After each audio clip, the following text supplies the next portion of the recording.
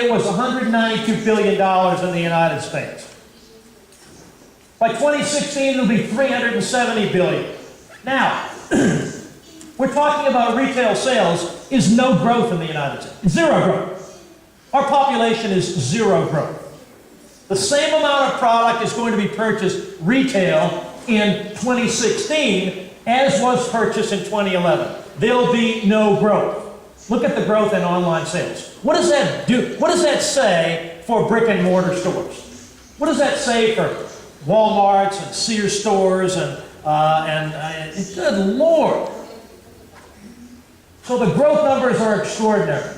More importantly, the second bullet point, the web is involved in 60% of all retail sales in the United States. And I would guess more than 60% in Western Europe. So now, it's not a question of shall we have a brick and mortar store or shall we have an online store. You better be online with at least that kind of information that are going to help consumers make the kinds of decisions you want them to make in the marketplace. Otherwise, they're just simply not going to buy your product in the stores. If you can't address them and engage them online, you're in trouble. Look at some of the companies that are now trying to attract buyers.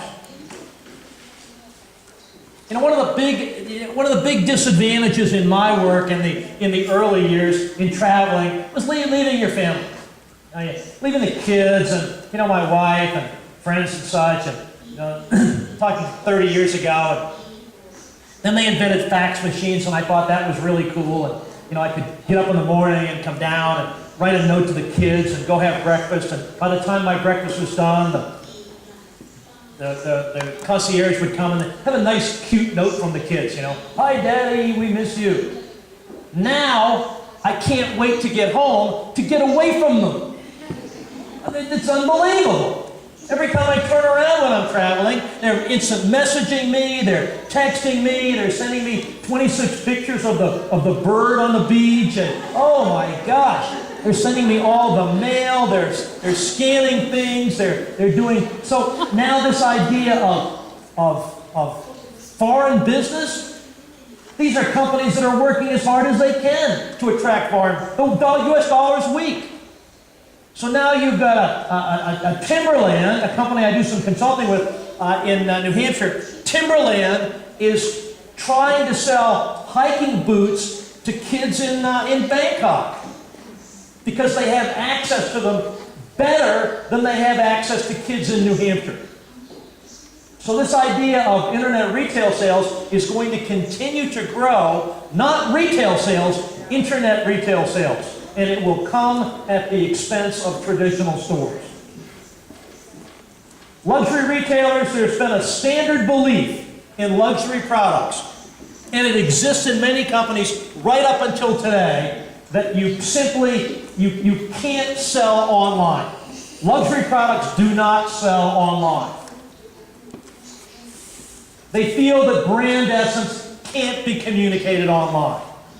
The idea of a Coach product or Burberry or Louis Vuitton or Rolex, you just can't do that. Well, now we have these magnificent apps for smartphones. And by the way, how are smartphones doing in Costa Rica? How are cell phones doing in Costa Rica? Does everybody have one? Wrong. Everybody has one, and most people have two. It's one of the highest penetrations of cell phones in the world. Certainly the highest in Central America. How about smartphones? Where will smartphone penetration be in another year? Anybody know? How about close to 100%? It's unbelievable.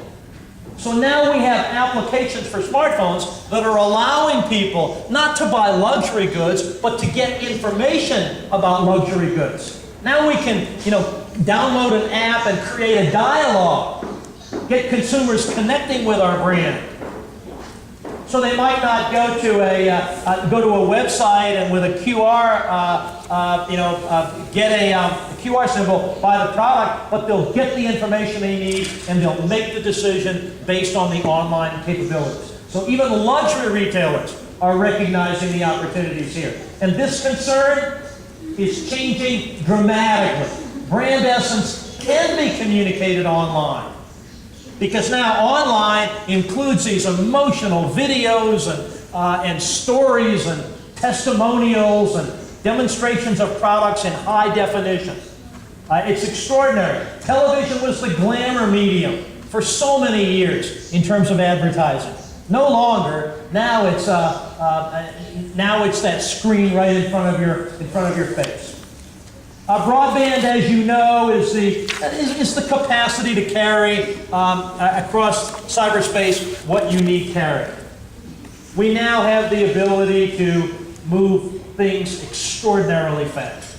Those of you that use teleconferencing, and it's amazing the capability that we have. I use teleconferencing a lot, and in some cases, with the right equipment in front of me, I almost forget that I'm not there.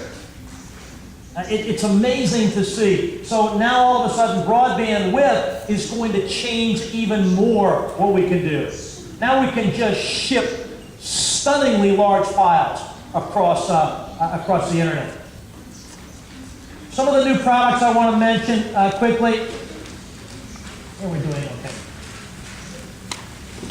Smartphone sales are more than $1 billion a year now. Think about that for a second. There's never been anything at $1 billion a year, other than maybe a cup of coffee. We're talking about 1/7 of the planet are going to buy a new smartphone every year. So the number in itself is unlike anything we've ever seen. How about next year? Up 29%. So now we'll buy $1 billion plus an additional 29 or 30% next year. SMS texting, the number of text messages that young people send boggles my mind. It's almost incredible. But again, I'm a digital immigrant. It's going to move to other channels like TV, internet, and email. Those of you that have a smart television know what I'm talking about. We're going to be doing everything from communicating, to buying, to researching, to relaxing via the internet. Apple has 50 billion apps downloaded. 50 billion apps. I can't even say it without sounding like an idiot. 25 billion was in the past year. So 25 billion, 7 billion people on the planet downloaded 25 billion apps last year from Apple. And of course, most of you are terribly familiar with the cloud, which is going to change everything. I'd like to be in the business of making flash drives. These were the great solution of all time. Even 5 years ago, you're buying a new laptop computer, you're concerned with memory. Then you said, we don't care about that because these cost like $8 or something, and now some of them have 32 gigabytes of memory. They'll be giving these away. Then they completely technologized right out of existence, even in the snap of a finger. They were a miracle product 3 or 4 years ago, and now they'll be disappearing. The cloud is not installed on the computer, as you know, but rather it's on a web browser. So now we can move and hold and keep anything. Now you can keep those 700 pictures you have of your dog. Why you would want to have that, I don't know, but many people seem to. When it comes to mobile advertising, a couple of facts and figures here. This is the term for conducting commercial transactions using cell phones. Mobile commerce is not e-commerce, it's e-commerce with smartphones, with cell phones. And we're seeing an extraordinary level of growth in that. Now that we have 3 and now 4G networks, now people are in a position to be able to communicate that kind of information. If your companies are not paying attention to that, you're in trouble. iPads and Galaxies, textbooks are done. To the university students, you probably bought your last textbook. You won't be having to drop all that money on those textbooks anymore. In most of the MBA programs, professors are required to have all their material submitted to be downloaded to iPads, or put in the cloud and then available on the iPads. Pull into class, you get your iPad, and your whole 4 years are going to be on the damn iPad. Now, does that have an impact on the textbook publishers? Yeah, they're tearing their hair out, wondering what direction they need to go. But that textbook publisher, which traditionally has sold you a Philip Kotler marketing textbook for $200, would probably make $20 or $30 worth of profit. Now what they'll do is they will sell you an $80 e-textbook, and they'll make $40 worth of profit. They'll deliver it to you electronically via the web. You'll get it the week before the class starts. It will self-destruct the week after the class ends. So the textbook publishers doing digital marketing will completely eliminate the used textbook market. One of their biggest pains in their ass has been the used textbook market. Now all of a sudden they'll defeat that completely. So it's not just, again, it's not just a little twist on traditional marketing, it changes the whole game. Mobile music, another insanely changing industry, tremendously affected by digital marketing. iTunes downloads in 2006 reached 1 billion. 1 billion downloads. Cumulative total, 12 billion downloads of music. Asia accounting for 40% of a $14 billion industry. By 2011, it reached $14 billion. Cloud-based music systems offer a locker for storing music. So CDs, done, forget it. They won't even exist. I can remember cassettes. I can actually remember 8-tracks. 8-track tapes, and then cassettes, and then CDs were the end of it all. No one had ever seen anything like that. Now we have freshmen in college who have more music than you can possibly imagine. They've never purchased a CD in their life. They have iPods that hold 1,000 songs, or 2,000 songs. If I had an iPod and it held 6 songs, I'd be perfect. I only like 6 songs. 1,000 songs, 2,000 songs. Get ready for this one, folks. When you pay that $100 a month cell phone bill, internet phone, it's going to render current telecommunications infrastructure obsolete. And it's going to happen quick. It's going to happen quick.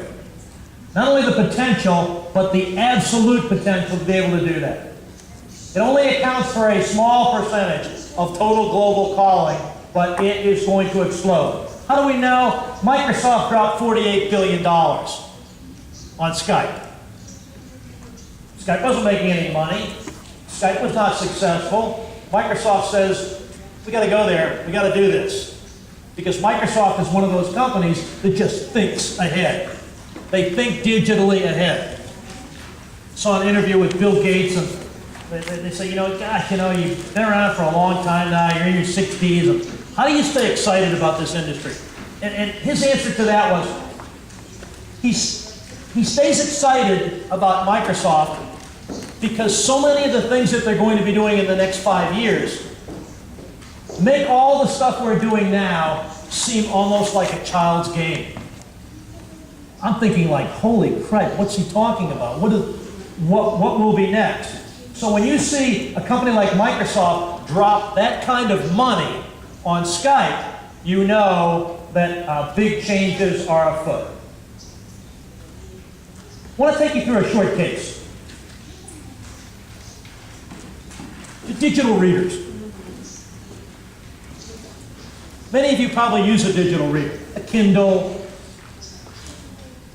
Sony's reader, maybe even your iPad. We were laughing last trip to Costa Rica. We were at the hotel and we were watching a went at the pool and had her iPad and she was reading a book. And she was reading it, she was going like this.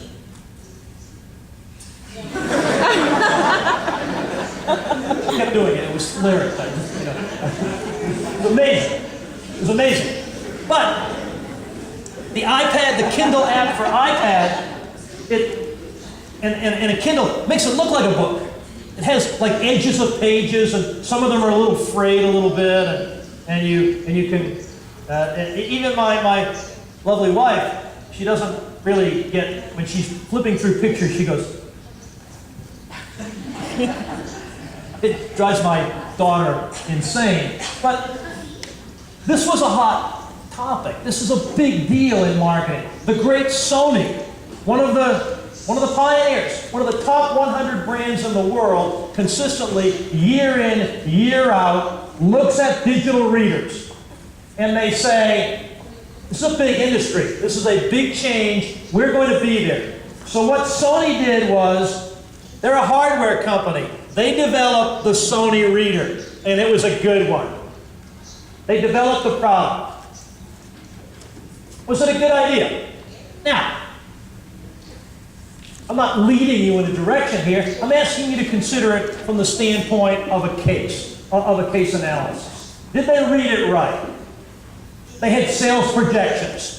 The sales projections, were that by 2011, there would be $13 billion worth of business in this industry. Did they consider industry convergence? I'll talk about that in a second.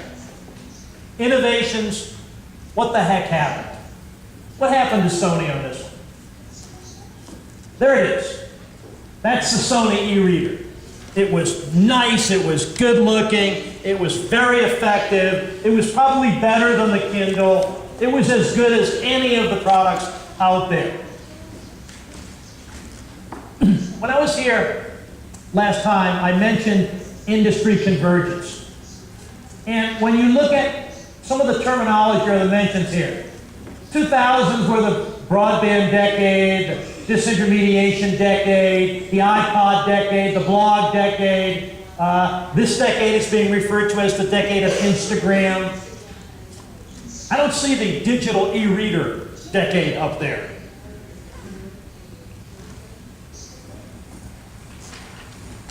Consider this for a second. These are the determinants of perceived value. On the left-hand side, we have benefits. On the right-hand side, we have costs. And as consumers, we're always doing this benefit-cost analysis. We look at a product and we say, we perceive the benefits to be $100. We perceive the cost to be $75. We'll buy it. Whenever the benefits exceed the cost, we're comfortable. But what we always do is, even if we do it subconsciously, we break benefits down. We certainly have a product benefit. We look at the product itself. Then we look at the service element associated with the product. And we say, yeah, that makes sense. I can, it's a great company. It's a Sony. I like Sony products. Is there a personal benefit? Maybe the prestige associated with having a Sony. We see the prestige associated with any products. I use the example of my iPad on many occasions. If you enter this industry and you say, I'm going to build a tablet computer to compete with the iPad. This is the iPad Air. And people said to me, Nick, wait till you get the iPad Air. You're not going to believe how thin and light it is. What? The other one was too thick and heavy? My other one was, oh, Jesus. I didn't even know that the other one was thick and heavy until I found out that this one's thin and light. But if you compete with this company, and you come up with a product that looks just like this, and it does everything that this iPad Air does, everything, as well or better, on every single criteria, you know what you get to do? You know what your reward is?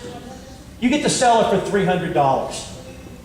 But if it's got that on it, you get to sell it for $600. It's a 100% premium just based on simply nothing more than the brand. Now, with that in mind,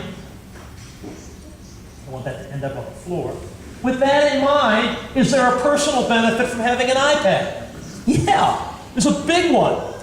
The same personal benefit from having a BMW or a Mercedes or a Rolex watch, or staying at the appropriate hotel, or doing any of those things that we like. Well, that personal benefit and that image benefit are always considered by the consumers. So now, when it comes to buying this Sony e-reader, we look at all the benefits. And they come up to a figure in our head. Maybe not a dollar figure, but a figure in our head. Then we go over here to the other side. And we look at all the costs associated with it. Yeah, there's a monetary cost. There's a money cost. It costs $159 or whatever the price was. But there's also a time cost. There's a time cost associated with with the product.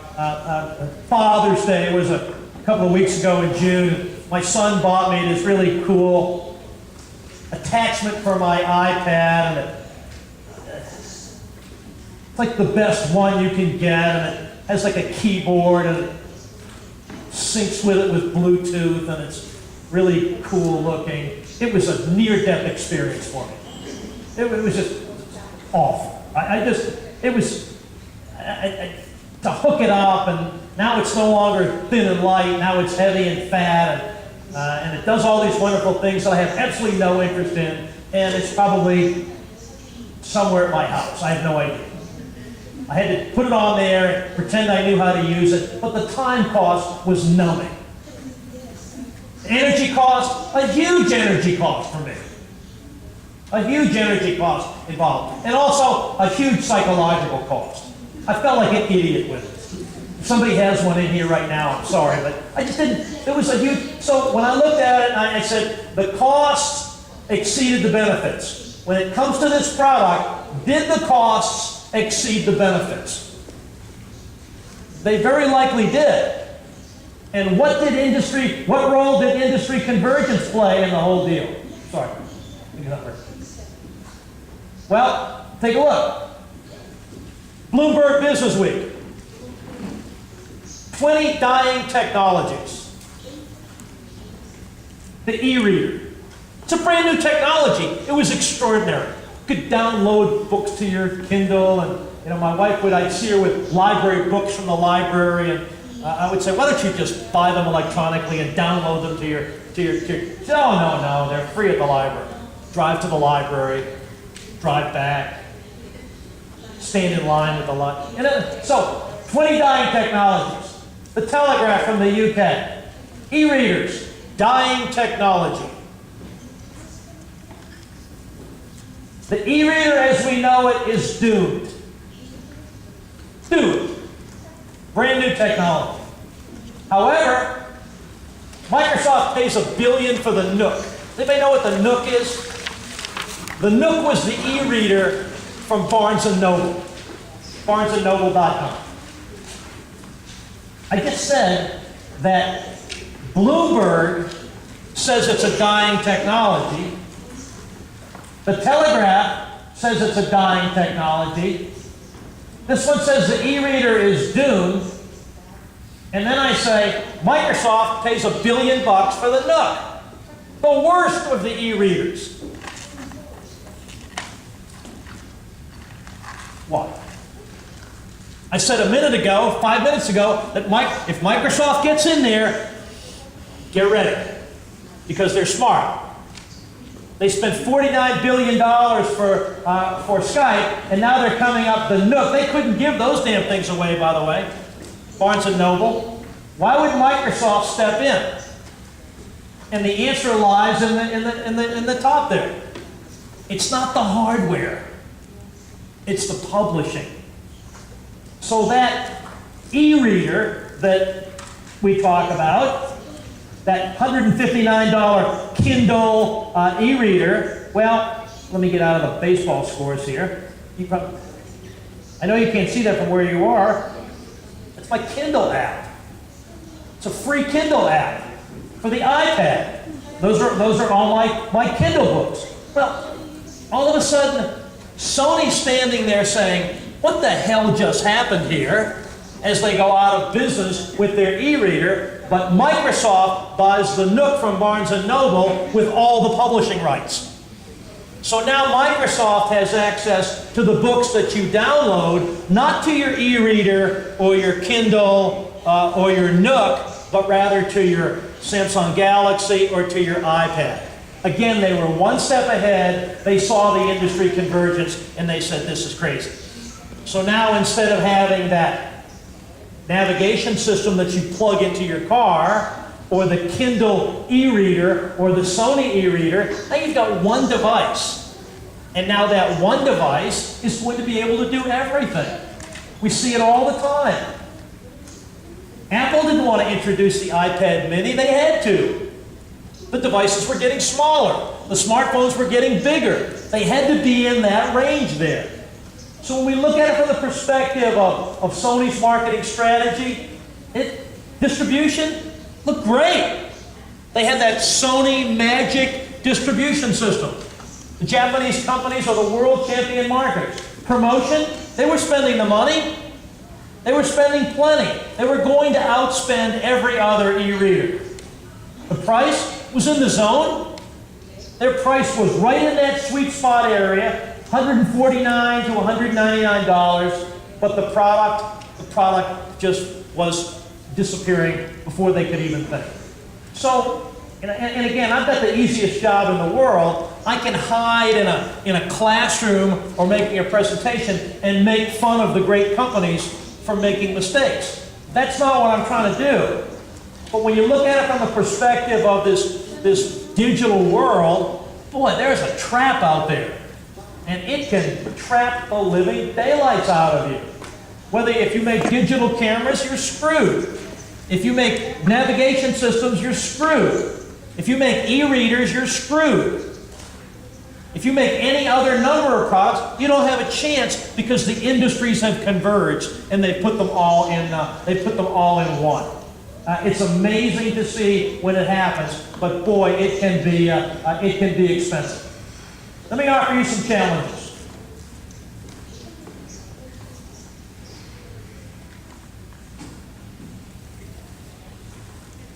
Disruptive technologies I mentioned earlier. And I want to leave that now by just suggesting that I'm getting damn sick of seeing disruptive technologies coming from outside of the big companies. I want to see the big companies, the great companies, the innovative companies have the technology.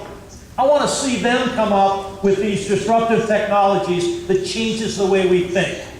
Some of you remember the girl I mentioned in September. She's a 16-year-old high school girl in California. 16 years old. She entered the science fair at her school. If you won the science fair, you won a $20,000 scholarship to go to college in California. She wanted to win. Her science fair project was a supercapacitor that would allow cell phones to charge in 20 seconds. She won the science fair, but she didn't get the scholarship. Why didn't she get the scholarship? Because she didn't go to college. Where did she go? Well, on her cell phone that was charged were calls from Google, Apple, HP, Microsoft, Samsung, all the great technology companies. She's a 16-year-old girl. Is she incredibly genius? She's not genius at all. She was like many of you. The cell phone manufacturers were looking at it from the perspective of a continuous innovation. As I said before, make it a little sleeker, batteries a little more powerful, a little better. They did all the things that they knew how to do. This little girl looked at it and said, this is the wrong way to do it. Her problem was not a cell phone battery that lasted longer. Her problem was having to charge the cell phone all the time. So she looked at it in a very disruptive way. And that got a lot of companies thinking because they realized that almost all of these new technologies are coming from outside of the companies that are supposed to be smart. So that's a big challenge. Disruptive technology. Look at it from a different perspective.